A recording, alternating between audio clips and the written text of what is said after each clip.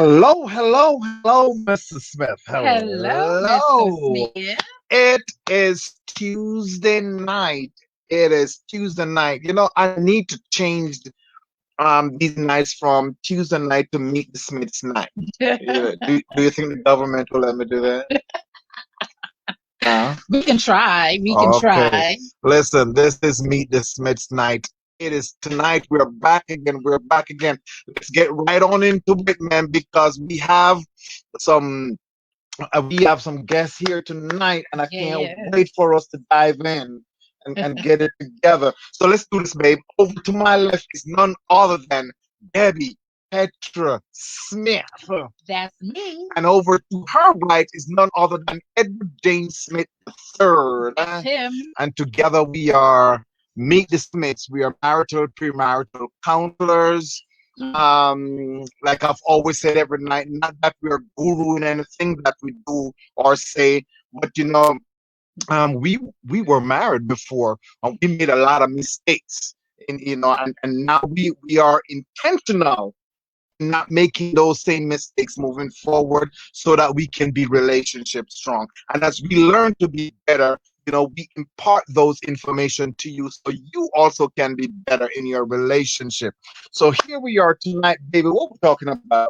Well, a couple of weeks ago, we started talking about the holidays and, Mm-hmm. being emotionally well, Right. and how difficult 2020 has been so far, Mm-hmm. and that this holiday season will be especially difficult for so many people. Mm-hmm. And For many so reasons. for many reasons. Yeah. And so this evening, we have the pleasure of having a very special couple with us. And guess what? Their last name happens to be Smith, too. Come on. Come on. Yeah. So we know. Man, that's a power couple right there, That's man. right. That is a power couple. Just the fact that they have the last name Smith, it's a wrap. Yep. So we It know is a that wrap. there's something very special about that Yeah, last name. yeah. And so we can't wait to just introduce them and have them share with you guys. But we always start off by asking all of you, how was your weekend? What Mhm. did you do this weekend? We hope that you continue to stay safe. Hey, Ken. Ken, you could be a guest whenever you want to. What's Let us going on, know Ken? Ken, when don't be you're. listen, Ken. You came on the last cruise we had. You came with us, and you spent a whole 7 or 8 days with us. Just chopping it up, brother. Allow us to have other guests, outside of I'm messing with you, Ken, man. Good to see you, brother. But we hope you guys had a fantastic weekend. Mhm. As you know, last week, Mr. Meet the Smiths celebrated his birthday. And so the celebration continued Mhm. this weekend. We had a fabulous time Yeah, in New York yeah, City. yeah. Um, I am proud to say that as of since the 18th, I'm now 60 plus. 60 plus. 60 Um, plus. And so we hope that you guys had a wonderful weekend. We hope that you are staying safe and well along with your family. We have 2 emails that we received. So I want to Mhm. get to the emails so that we can bring our guests in. So our guest is gonna help us answer respond Yeah, to this I email, I right? like I like Yeah, that. I like that. Yeah, so let's do So that. we'll read the first email. We'll Mhm. bring the guests on. Mhm. We'll get their take. Mhm. They'll help us respond to these emails, and then we'll officially introduce them and Absolutely. get into this evening's Let's go. topic. Let's go. So, email number 1 says, "Hey Smiths, hey. Last week you said that when there is an issue with an in-law, the child should speak to their parent and not the son or daughter-in-law. Mhm. Why can't I speak directly to my mother-in-law if she is in my house and I have an issue with her? Is there something wrong with that if I address her respectfully?" So just to Well, recap, so last week we received an email and there was an issue with the in-law, right? The mother-in-law was inviting people over to the house and entertaining, number one, without informing her daughter and son-in-law that she was doing that. Number two, we're still in COVID. And, they didn't feel comfortable having people in their house anyway. So we advised that the daughter should speak to her mom and let her know, hey, mom, we've talked about this before, blah, blah, blah. We said it's probably not a great idea for the son-in-law to address the issue directly. Go, let the daughter do it. And so I guess this is a follow-up to that. Why can't I speak directly to my mother-in-law if she's in my house and I have an issue with her? Is there something wrong with that if I address her respectfully? Oh, you want to bring the guest on? Okay, so before I answer, I'm gonna bring the guest on. Let's see how we can do this. Hey, hey, hey, hey, hey! Wait, how are we all in red? What? It's a Smith thing. Good evening, welcome. So, were you guys did you hear the question or the email? We heard the question. Yes, okay. We did. Okay, so I'm gonna attempt to answer it, babe. So, the person who wrote this, there is nothing wrong with you addressing your in-law, but the Bible speaks of you shun the very appearance of evil, right? And the Bible even talks about off answer, turn it away, wrath, etc. There's nothing wrong, but it is easier received when her when the mother biological child addresses it. It can create ripple in the wave if the in-law respond to it. So while there is nothing, and you could have the best relationship ever, that is great, but it is always received better whenever the biological child addresses it. Okay. Hey, Deborah. Hey, Rosemary. Good to see you guys. So, Fulton, Courtney, what are your thoughts on this scenario? Okay. I just got what you were saying. I kind of got an idea now. I ain't saying now. I heard Mr. Smith say it's better for the biological child to approach the mother. It's an old saying like this, y'all got kids, like we got kids, and we have to, I'm using this sentence in order that the biological kids have a problem taking advice from their mom or dad, because it takes them, and they think they're trying to hold them back, or they think they're trying to be strict on them. All right, but it's the outside individual come in and talk to the kid. The kid mind is open up, and they started. It's a reverse. Okay, it's the child talking to the parent. Yeah, that's what I'm gonna say. I'm gonna get that. I'm using this. But anyway, like the parents have a hard time get to the kids,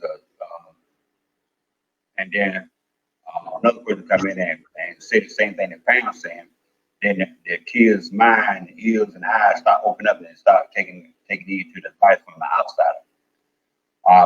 To the son-in-law, I think it's better for the son-in-law to approach his mother-in-law, because for this reason, because the blood child will come in as a hostile. She'll approach the mother as a hostile, and you don't want that. You want to make it more worse than what it is. So you want the son-in-law to come in because he see it from both sides. He won't come in hostile. He won't be taking his wife's side. He won't be taking the mother-in-law's side. He'll come in neutral.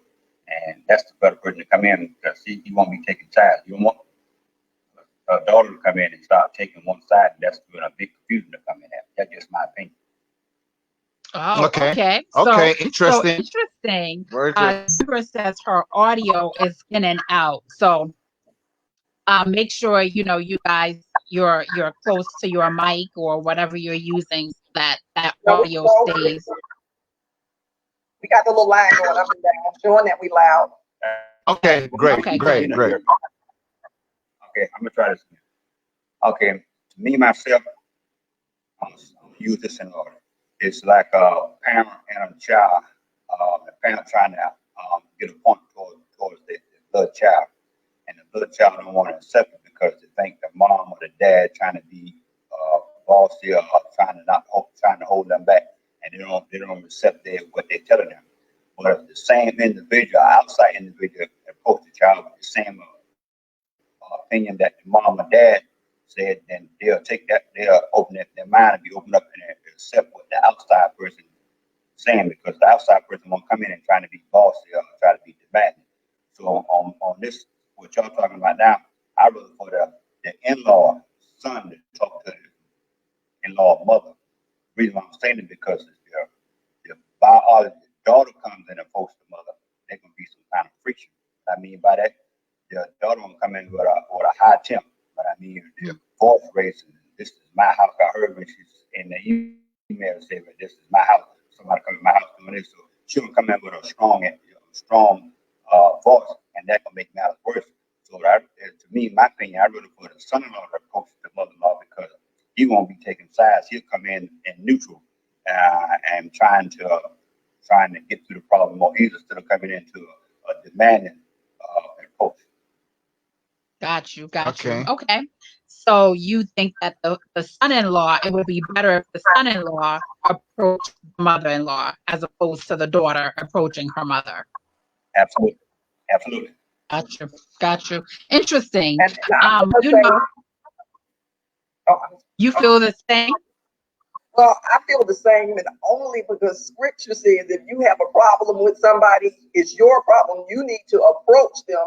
And I think what ends up happening is, like, if I have a problem with somebody in his family, I think it's better for me to have a conversation with them versus him getting in the middle of the conversation and really not being able to express it clearly what it is that's really bothering me. And that's what the word says. If you have a problem with something, go to that person. And then if they don't receive it from you, you bring in other people to help them understand it. But to start that friction in your house first, I go to him about everything that somebody does to offend me in the house. It'd be easier for me just to have a conversation so they know it came from me versus bringing a third party in. Gotcha. And I guess this email, once you read it, there's a lot of components that are still missing, right? Because we don't know the relationship between the son-in-law and the mother. We don't know what that relationship magnitude looks like or anything, because if it's an hostile relationship or a volatile relationship, then absolutely it definitely can't go to her, because that can create a bigger friction in the house. So so I guess even though we're giving blanket, we're making blanket statement, we would have to know more about the relationship. What's the nature of that relationship? Does the son-in-law and the mother have a relationship, and if they do, then to your point, Mr. Smith, I definitely would agree with that. Yeah. So I guess, it always comes down to relationship, right? What's the relationship like? Does the son-in-law and the mother-in-law have a relationship where he can go to her? And I think sometimes we set things up to just become more difficult when we have that middle person, instead of having two adults have a conversation with each other face to face. So definitely, respect that point. And hopefully, the person that wrote the email got some value from what both of us had said and can look at the relationship between him and the mother-in-law and decide what's the best way to go. Okay, so we have one more email. Fulton, you were going to say something else? I just want to add one more point to this. With the daughter facing the mother, there shouldn't be a wrong and a right approach.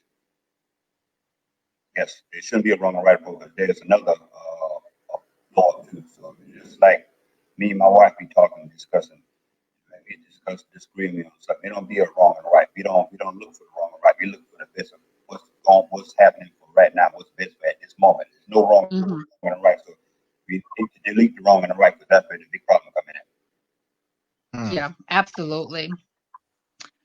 So the second email that we got said, Dear Smiths, a few months ago, my girls and I went on a girls only getaway.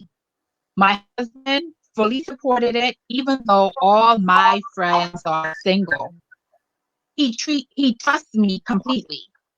Anyway, some of my friends invited some of their male friends, and let's just say things got a little out of control. It was recently brought to my attention that there's a video of me dancing quite suggestively with one of the males in attendance. I'm afraid this video will eventually be brought to my husband's attention and that it will negatively impact our relationship. Please help. Mm. Woo. This is Well, a hot one here. It's a hot one. well, I think that in any growing relationship, there's always open communication, right? If hubby entrusted her with her girlfriend to go on this trip, babe, you know, and she was there irate, and this is my opinion because this is something that I know that we would do. You know, the moment she got there and she realized that, you know, men are there because it's supposed to be an all girls trip. The moment she realized that men are there, it is a conversation that she needed to have with her husband.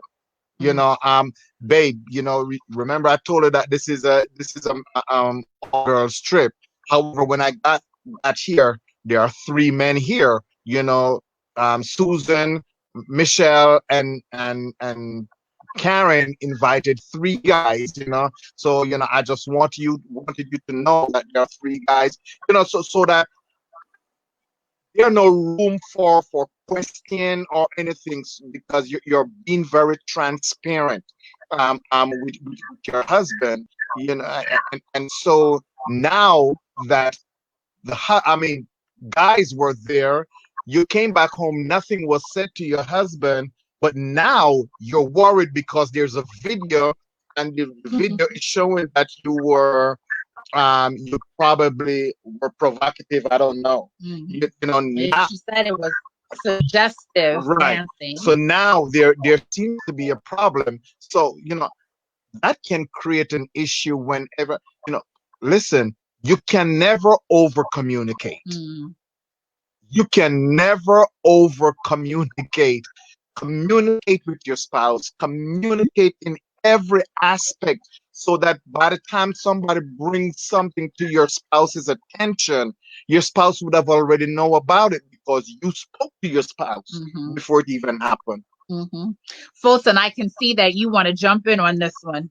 I know what I like because what y'all was with this reading this email, that bring back memories to me. And I'm start off with this little short, quick point that I get to my point. I call insecurity. I don't. If my wife goes out, or either I goes out, and I don't think she's able to hold on, or she don't think I'm able to hold that called insecurity. And you can see it in the way you want to see it, but that's plain insecurity because I believe in my wife. My wife goes through, man, she's in an unstable position. She can handle herself. I believe in that because that's what we work on friendship. You know, if I don't think she can handle the situation, then she want to win because she know how I am and I know how she is. So we never would have put our foot in that position because if I think she see how I handle confidence, and she would have turned around or catch a plane or run a car and came back like I would have because Right. you weren't prepared for that. But on this case right here, the husband and the wife got to have a good, like you said, good communication. But a good communication and understanding starts at home, not start on a trip or where she at. It starts at home because if 3 or 4 minutes get down there, her husband said, my wife can be all right. She can take care of herself. I'm not worried about her what's feeling because once you start feeling insecure, even though the wife don't respect her husband, I call and say, we got 3 minutes down here, or whatever the circumstance is, it's her husband would be able to be mad enough and mature enough, baby, I know you got this. I don't have to worry about things. God can watch over you and vice versa. And also, that can that can really hurt a relationship, even though she know her husband really relieving her, but she had to call and answer him all the time, explain the fine points to me on both sides. That's insecurity. So back to what I'm saying, uh, uh, trust issues. Work on trust issues before you leave home. Build your friendship up, and you don't have to be insecure about anything.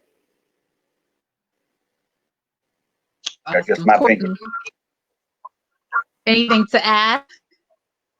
I was just going to add, because that's true, that communication should have happened way before we're starting to talk about a video, because obviously she felt she couldn't share a change had happened, and she was not planning on sharing that a change had happened until she realized the video was available. So there is some distrust, and some people say they don't tell stories, but when you don't tell the whole truth, you're leaving something out. So something happened on that trip that she wasn't necessarily willing to have a conversation about, whether how suggestive or her behavior with all her single girlfriends got a little inappropriate for her being the only married woman there to begin with, that she felt uncomfortable to have that communication. So there is some breakdown, some trust, that she felt like she couldn't even have that conversation before a video, whether a video or not came out. There should have been a conversation. So we're all on the same page, open communication.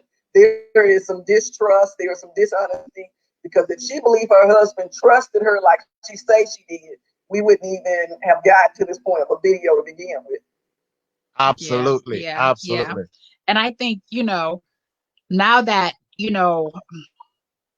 this video is out there and it's been brought to her attention, it's time to have the conversation with husband and say, this is what happens. The last thing we want is for, your husband to find out some information about you that he should have found out from you. And now he's finding out in some other way. It's better to sit and have the conversation, apologize for keeping the information for so long, because now it's months later, and try to move on from there. But certainly I think we're all on the same page in that somewhere there's a breakdown in that communication to begin with, because what should have happened from the time you got to where you were going and realized that things had changed, or it wasn't what you thought it was going to be originally. That's where the communication should have begun. And now that there's this video out there of you, you have to think about your relationship and your reputation and your husband's reputation and the reputation of your relationship. So I think she needs to do some damage control at this point and speak to her husband for sure. Fulton, you look like you want to say something else. It's a rule of life. This is the rule. This is not a hard rule, or not. This is not hard to figure out. This is the thing. Is this? You happily married. You happily married. Now, what I'm saying is, why, even though they is her best friends, why in the world that she was participating in an event with this, but she the only married woman there? I don't care if she been out for 20 years. That never should have happened. Then this never would have got to this point. The rule life thing. Everybody going to a party, whatever. Everybody is not married. I'm the only one married. Me, myself, I'm not going because sometimes we get out. I don't care how Christian we are or what you want to call it, how you really I'm not gonna mess my relationship up. But the one thing that we don't have control of at a split segment is our emotion when we get into a certain event. So if you don't have control of your emotion when you get into a certain event, don't go there. Don't go there. Yeah, agreed 100%. And and if you're gonna hang around single people, you want to make sure that they respect your relationship and respect your marriage, and understand that, hey, your understanding is this is a girl's trip, right? Because there's nothing wrong with hanging with your girlfriends. But when your girlfriends then cross the line and invite other people that you didn't even know were coming, you have to start questioning their motives as your girlfriend. And then who took the video? Like who took the video and who released the video? So, Right. there's so much to unpack here. But you are where you are now, and certainly you need to have a conversation with your husband and let him know what's happening before he is completely blindsided. I Yeah, think to me that's work. absolutely. Oh, well, thank Can I you say guys. something? Yeah, go ahead. Sure. Can I say something? This, as I always talk to my wife about this time, what my grandmother always told me, she's been dead over 20 years.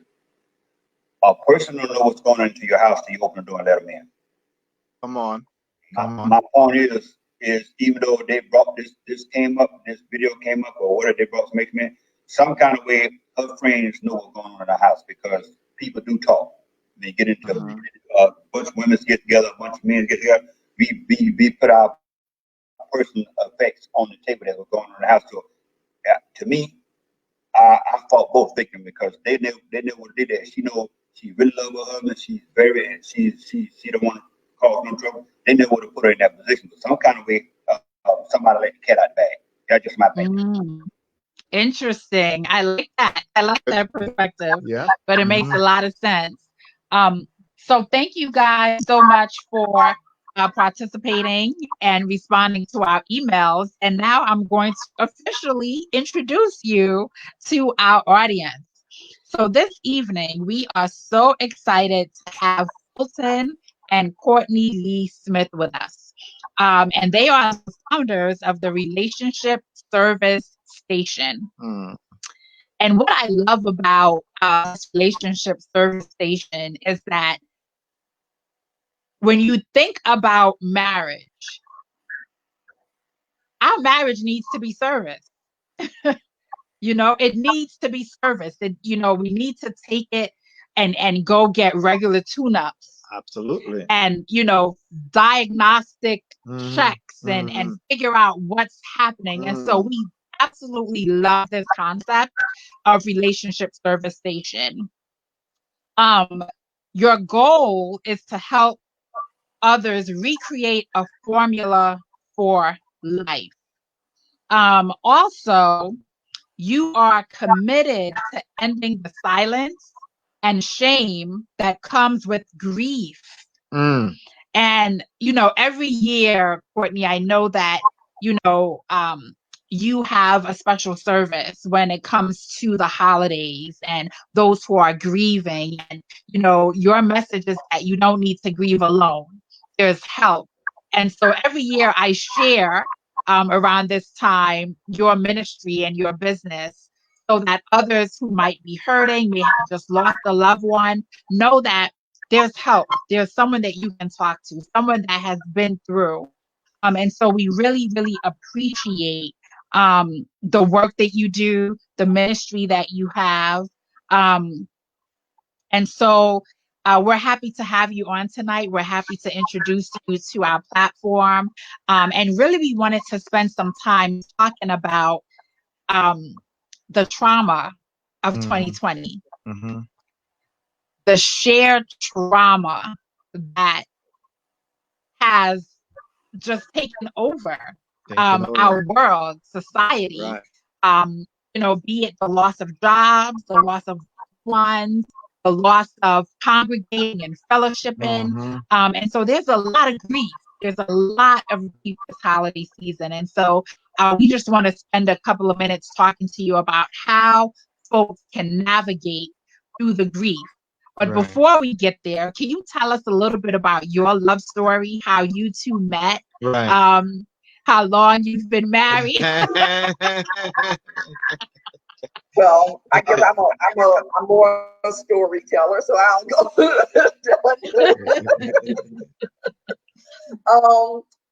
Well, for our story, in 2012, that same month, we both lost our spouses. He was married for 32 years. I was married for 20 years. So we had long relationships. So 8 months later, after meeting, we got married 45 days later on New Year's Eve.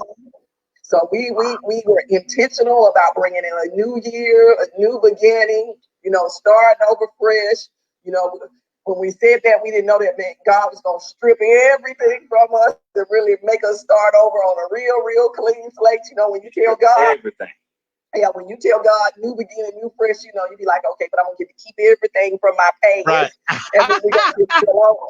And that's where we have to realize God is asking us for a big release. So we did.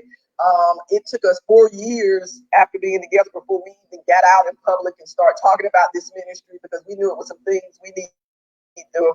We had to get ourselves at a solid place where we knew what direction we were going and who it was we wanted to speak to. And that is how our ministry began, as actually going out to serve other people who are grieving and really need to know that they weren't alone. So that's how, you know, that journey through grief for us. And I mean, when you're talking about this season, we didn't just lose spouses. We went through some health conditions. We went through some job losses. We went through some house losses. We went through some serious income up and downs.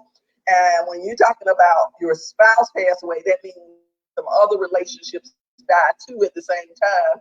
So it's a big thing that people kind of walk away, move from you, because they want you to stay in a place of victim so they can hang out with you. But then when you move in a different direction, you know, it's just like you lose a lot of people during that time frame. Wow. And what made us so strong with the Almighty Father's help, I fought to her teacher. I said, I know I got to do some adapting. Before we got married, I said, I have to do plenty of adapting. I know it's going to be uncomfortable, but I'm going to have to do a lot of adapting, because I have in my soul that I'm fighting for what I want. I just don't want to, because hard times come in, I just don't want to say, no, it's done. We're going about my business. I've just got a relationship for 32 years. I'm not going to go through this hard time, but I got in my mind from day one, if you want a great relationship, you have to work for it. So from day one, me and Courtney started working on our friendship, and it wasn't easy. It wasn't easy. But she swallowed her pride, and I swallowed my pride, and a lot of things that she wanted to do, she couldn't do it. A lot of things that I wanted to do, I couldn't do it, but we came together, we compromised on a whole lot of stuff. And people that met us from day one wonder how we made it, because I live my life around this. My grandma said, marry a woman for her heart and her mind. Don't look at her for her body. Not just to get in love with her mind and the heart, your relationship will work long. That's how my relationship lasted 32 years. And it's the same approach me and Courtney taking, because that's what it is. We in for the long haul. Don't care how bad it gets, how good it gets. We still in for the long haul. But when she falls, I'm gonna reach over and pull her down. When I pull her up, when I fall, I'm gonna reach over and pull me up. That's the way it is. This is a tag team. There's no competition. There's no then for you. I want to have all these hard times. That's not in our vocabulary. We talking about right now. We fight for right at this present time. So that's that's why we're so strong as we are now. And we getting ready to roll on 8 years. 8 years. So this New Year's Eve will be whoop, whoop, 8 years. So 32 years and 20 years married before. So did your families give you any pushback for moving on? Because, you know, some people want you to grieve forever. They want you to grieve the loss of a loved one forever and don't want you to, you know, move on. Did you have that from family saying, oh, it's too soon to get married again? It's too, you know, did you get any of that type of feedback? It wasn't really too soon. It was really, they wanted to have a choice and a say-so of who it was more than anything. Because I think people want you to move on so they don't have to deal with you grieving. Because the little part I left out of the story is I met him because his brother, who I worked with, was my coworker, introduced me to him, and he was tired of talking to him about grief. So his whole idea was to push him off on me and talk about grief. So now we just been talking about grief together for the last 7 years, so it worked out. Wow. But I don't believe it was meant, you know, it was like, okay, I want you to go talk to this lady, but all his other brothers and sisters, you know, we want to introduce you to these other people. You know, they had an idea of, you know, we want you to find a different type of person. You know, we want you to find somebody who parties a little bit more, who's a little bit more outgoing. You know, different qualities they felt like he needed so that he could blend in better with them. Got you. So when did you guys realize that this was going to be a ministry for you to do together? Right. Mm. Well, we were looking for an outreach. That's Mm-hmm. how it began. Because I was, I'm used to being, I guess, working in the church. So I had been a part of multiple ministries and multiple things to go to, and they didn't really apply to things that he had been. They were for teenage mothers, so he didn't want to go sit in a house with a bunch of teenagers who had babies. I went to to an older people's home, and that was so it was like we got to find something that we can do together and do it with our full soul and really enjoy it and be able to speak to people. And what we realized is as people passed away, we were Mm. we were the first people there. We were the first people calling. We were the first people sitting at people's houses.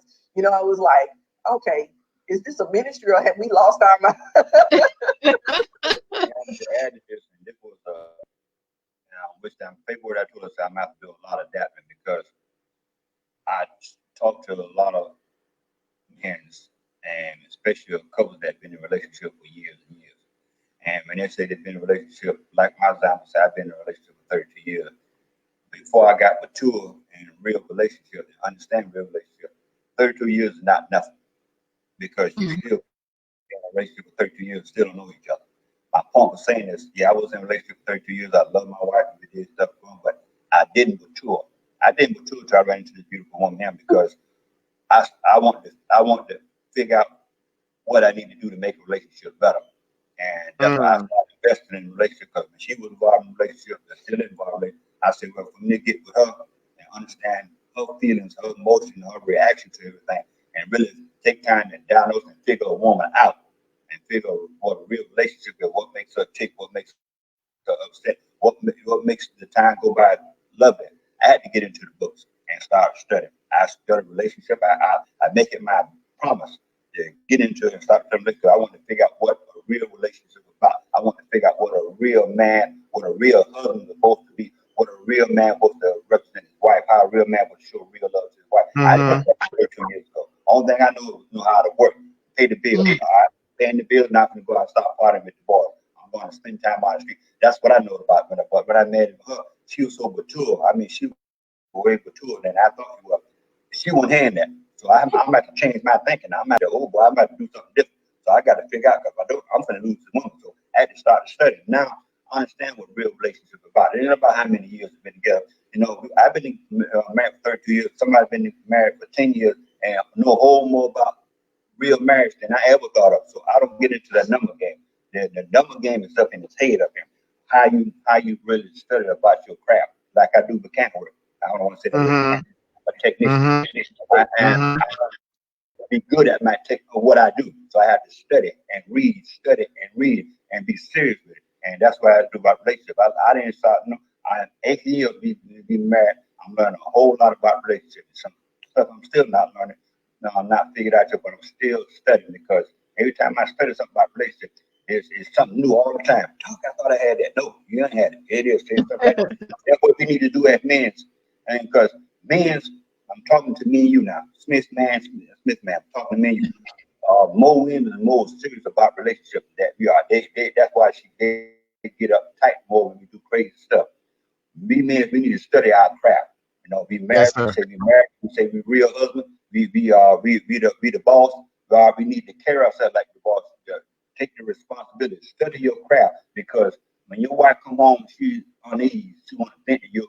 You supposed to be able to know what's going on. You supposed to be able to see her and listen to her and find what's going on. Not try to challenge and everything she come out of your mouth. Yes, sir. Yeah. Yes, sir.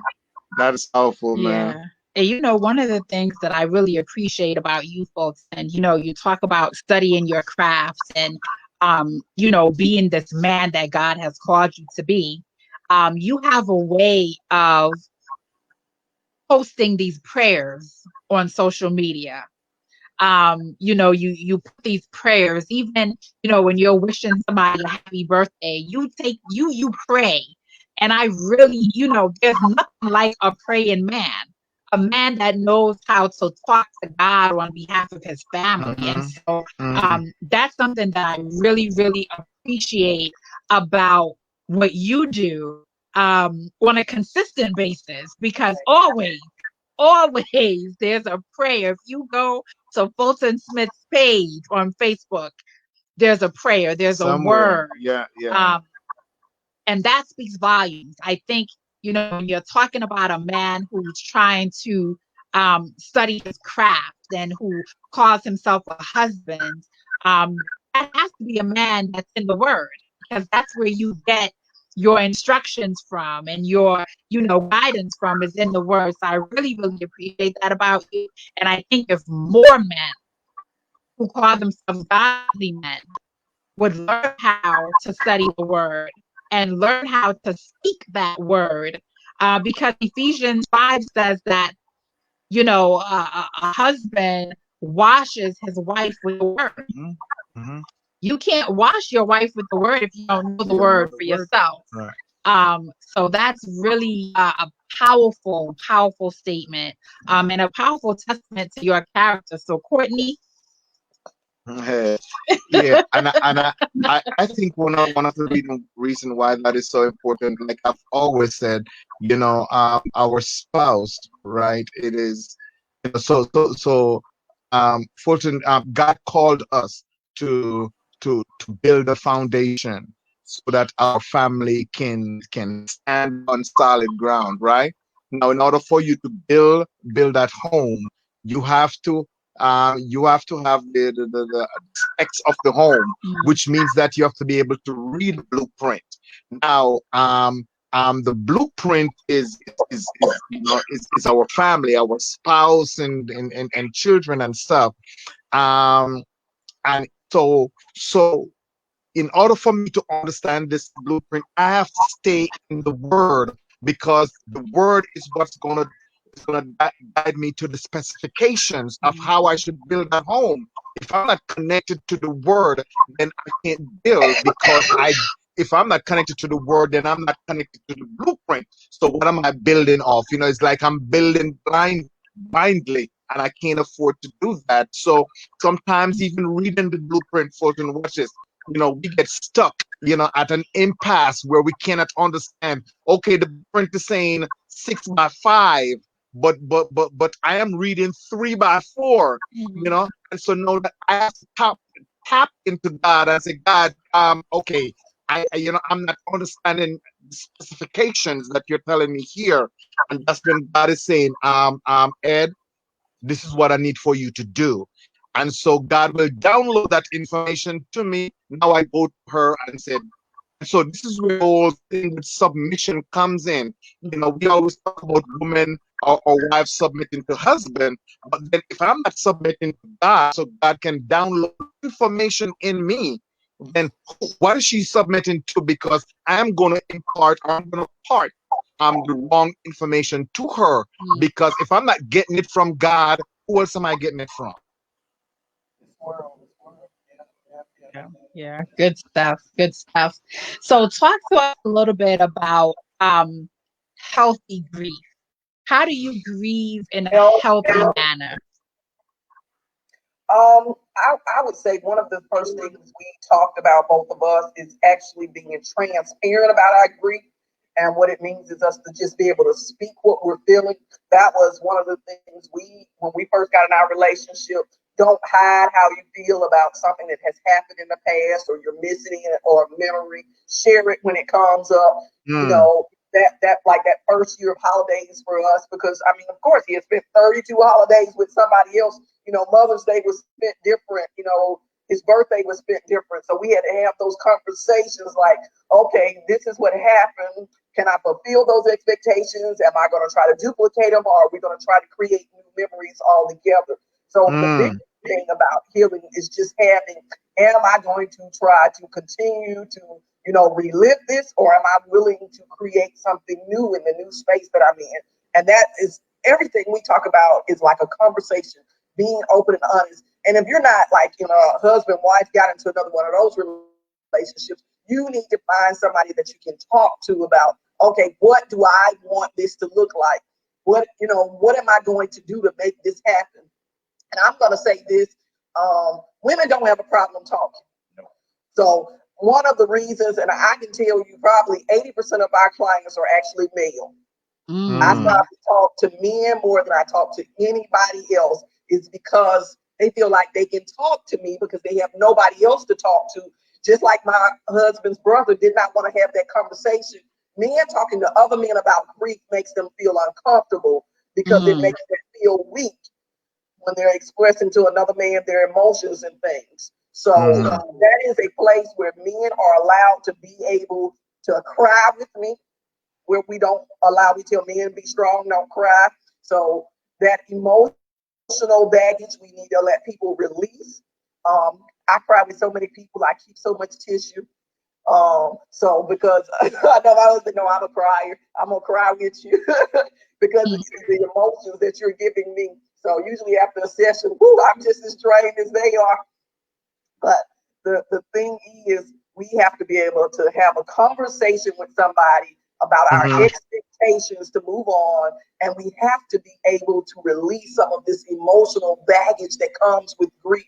It's especially right now when you're talking about it, COVID, everybody's so suppressed, and can I only talk to this person in the house that's with me because they're tired of hearing about it. They're going through their own thing. So you gotta have that person that you can go talk to and actually say, okay, how can I put some steps in place so that I can move in a progress in a forward way and not get stuck in depression?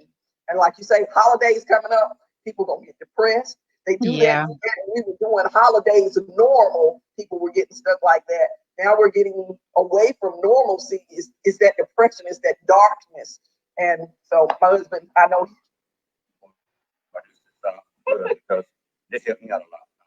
When I met Courtney, this helped me out a lot because you say, well, how you deal with grief. I was dealing with grief, but I'm going to break it down like this.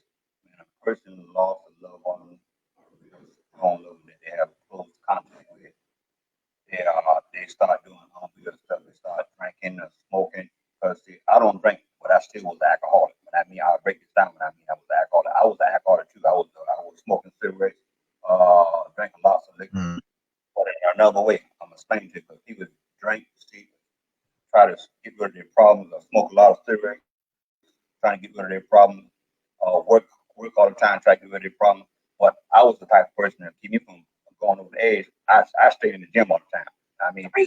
I stayed in the gym all the time. That was my star. That was me. Keep me focused, staying in the gym, hitting on the bag, punching on the bag, kicking on the bag.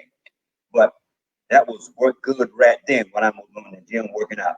That worked good right there. Now I'm outside the gym now. The same stuff that I'm running from, I'm trying to get rid of it when I leave out that gym door and shut them. Now it's back in my face again.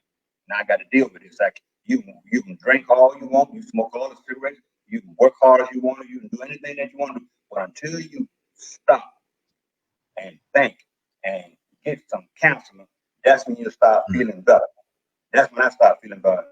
This lovely lady was my counselor because she's I was a hard cookie. I was a hard cookie. She tells me sometimes, well, I can't compete with a dead person. And I had to fight through this. Not me going to the gym just battling out by myself. Just I got scared when I left out of the gym. And so my point is, men, not the women, because we have a hard time doing this. Men, we need to get and swallow our pride and our ego, get with a counselor and get this off our minds. Talk, open your arms, eyes, and minds and mouth up and talk. Let it go. There ain't no such thing as embarrassment. Don't be trying to carry the whole world on your shoulders, but you can't. That only lasts for a few little times. And when you know you're breaking down, when you start going to the drugstore and being have drugstore pills in your pocket. So open up and talk to somebody. Wow. Yeah, the Bible speaks about being naked and unashamed, right? And I think that that's the only way you can get past the surface issue and get to the root of what is eating Gilbert's grape and get down to it. You have to be naked and unashamed. And who else can you do that, or who else should you do that with than your spouse? Because if your spouse can't speak to your core, nobody else can. So you have to allow yourself to be vulnerable with your spouse, and knowing that your spouse will not take advantage of that vulnerability. Yeah, for sure. Um, Courtney, there was something that you said that I wanted to come back to, but now it has slipped me. I think acknowledging the grief. Oh, I remember now. You talked about having the conversations about what was Christmas like before, and do we want to continue with those traditions, Tradition. or do we want to create something new? How were those conversations when you two were talking about that? I mean, you had 32 years over here and 20 years over here. So how did you? That's a lot of tradition. Yeah, that's a lot of years of celebrating birthdays Right. and celebrating anniversaries and celebrating the holidays. So how did you decide how you were going to do that moving forward? Did you guys create brand new traditions, or did you take something from you and something from you? And how did you work through that? In the beginning, we tried to do what we used to do, go to his for this holiday, go to mine for this holiday. And of course, somebody's ringing our doorbell. We have no idea who's coming up and showing up. Okay, so go see who came to the door. That's very unusual that somebody's visit us without calling. But ultimately, what ended up happening for us is we needed to figure out that the holiday was for us. Come on. Yep. All of these days were about us.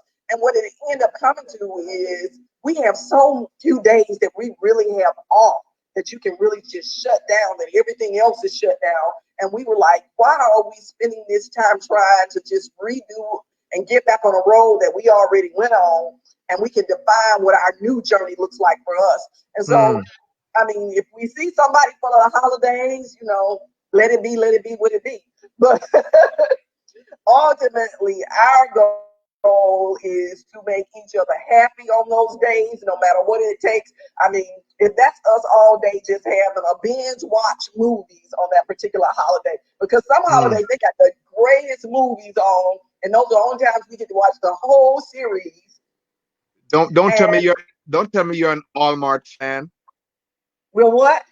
Do you watch the Hallmark movies? We watch some Hallmarks, but we really are we action we get into a whole lot of action flicks, so we are yeah, we watch a lot of Western movies, so that's kind of where we are. So a lot of people probably don't like the same kind of movies. We like a lot of old movies, and those are our times, to be able to really catch up and really enjoy each other, and then also just unwind from everything else that was going on. So it's like, we don't say you can't come. We encourage our kids to be involved, but it's not like we're pressing those whole traditions and beliefs that we got to show up on this day at this time. My kitchen and my table are open all year long. So and you want to eat, you can eat every day if you want to. But on the days when my husband is off all day long, he's gonna spend it with me. Oh, I love it. I love it. I love it. And then add to what my wife was saying, how we celebrate Christmas, the birthdays and holiday stuff. And we try to stick in our old tradition, but when we both, it's different. We tried to bring the old back into us, and what I'm trying to say, I'm trying to just get to the point. What made me just say, but she goes and see her mother's on one holiday, and I go see my family one holiday. And the big man above her, the Almighty Father, know that was made for us, because every time we get ready to get on the road to go see her family or my family, something always happens to the car. They'll never turn out right. Something always going on. Then we start looking at each other. You know, how much money we spend going on back and forth and for an individual that don't really care. Then we start thinking, say, we need to do us. We need to do us. That's what we started doing. That's how we start coming together real close on holiday stuff. We start doing us. Now everything I work out a lot better. There's some outside folks saying it done changed, but I love that word. I done changed. I changed for the better. Yeah, I love it. I love Yes, it. sir. I love it. So, to those who are listening, if you don't get anything else from this conversation tonight, I think that right there Yep. is it.